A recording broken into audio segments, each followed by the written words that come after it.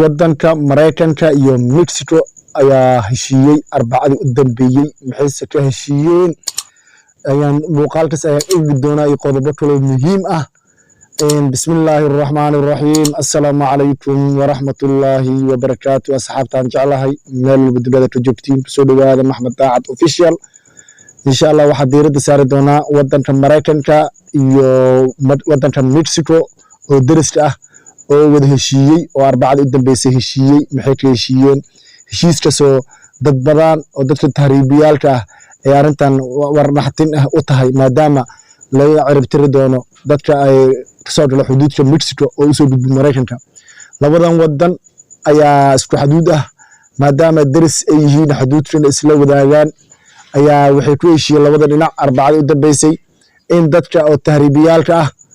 in ay wadanka Mareykanka soo galayo in ay wadanka Mexico lagu qabto oo dib loo celiyo ama dib loo taxaabo dalalka ay ka soo jeedaan in loo sii taxaabo isbuucyada u dambeysay isla bishan aan ku jiro September 10,000 oo ayaa la soo sidaayay oo tahriibiyaal ah oo wadanka Mareykanka soo galay oo loo fasaxay haddana marka waxaa la rabaa in dadkaas la sii yareeyo oo qorshahan cusub ee wadanka Mareykanka iyo wadanka Mexico ka heshiiyeen waxaa ka mid ah in labada dal isla wada shaqeeyaan dadka xuduudka ka soo gudbaayo in ay macnaha la qabto oo la wareysto xog lagu aruuriyo faraha iyo wax laga qaado kadibna loo celiyo wadamadii ay ka soo jeedaan waxaan u badan Soomaalidu u badno ajaanibta kale u badan Soomaali umaleena wax tahriibaysay caalamku idil ayaa laga tahriibaya wadamo badan ayaa tahriibaya oo Mareykan u ordayo Mareykan dhaqaale loo raadinaya marka sidaas ay tahay hadda labada wadan deeshiyeen marka warkan waxay u daran tahay dadka tahriibiyaalka ee wadanka Mareykanka qorsheynaya inay aadaan ama dadka dhaxda jidka ku sii jiro ama dadka Mexico joogo ay u daran tahay qodobka iyo heshiiskaas isla meel dhigaan labada dal ee ka heshiiyeen sidii iska kaashan lahayn arrimahan ay u soo gabagabay lahaay dadkan ku sii qulqulayo wadanka Mareykanka sharci darrada ku sii galayo maadaama arintaas ay jirto fadlan haddii intaan soo gaarto muuqaalka waxaan ka codsanayaa si sharaf leh inaad subscribe noo saarto haddii markii hore aad tahay like noo saar muuqaalka noo sheegay si asxaabadaada kale ay u gaarto warbixinadeena waana ku mahadsan tahay marka qodobadan aan sii wadno wadanka Mareykanka iyo Mexico oo arbacadii u dambeysay heshiiyey heshiiskoodana la sii dhaqan gelin doono sidoo kale waxay labada dhinac ay sheegeen in shaqaalaha meesha ka shaqeeya amniga ee qaybta booliska in la sii kordhin doono labada xad la badin doono sababta loo badin wax kale maahan si shaqadan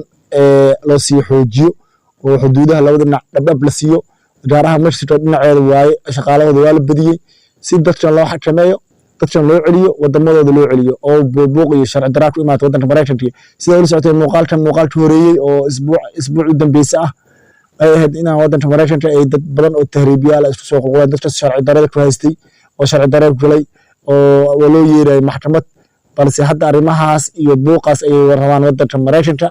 inay iska yareeyaan buuqaas iyo qeelidaas banaanka iska geeyaan xuduudka qofna soo gelinbo shimbir xataa amar la inay soo gasho marwaan sidaas ay rabaan hadda hadii labada dal ay heshiiyeen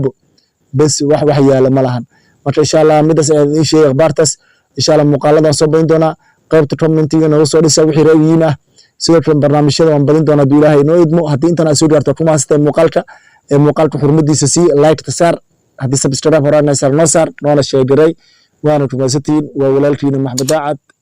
mar walba waan idin jeclahay taageerada aad igu muujiseen aad ay dhiirigelisiin balse wax yar ayaa naga dhiman 7,000 gaarsiiye bal insha Allah 24 hours waxaan rabaa habeen dambe kii gaara 7,000 subscribe inay buuxisaan insha Allah waana maasantiin